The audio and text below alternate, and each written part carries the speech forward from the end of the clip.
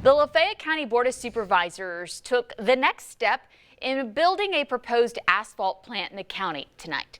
But folks who live near the industrial park where it's proposed to be built are not too happy about the move. This is the same company who tried to build the plant in a rural farmland area late last year.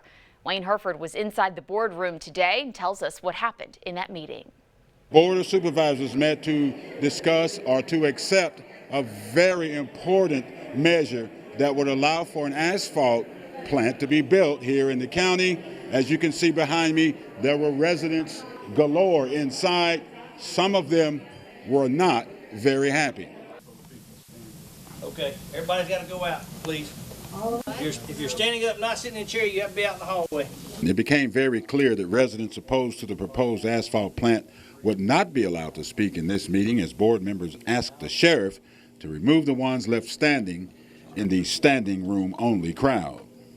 Opportunity to speak will be given, or we're just kicked out, not given our opportunity to be here. There's a bigger courtroom in the building, correct?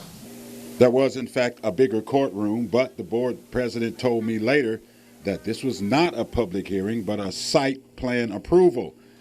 A site plan approval that will include an asphalt plant near a lot of communities in the northern part of Lafayette County. We've been fighting this issue. We found out that they were trying to run it through the system very quickly, just a few days before Christmas, December 15th.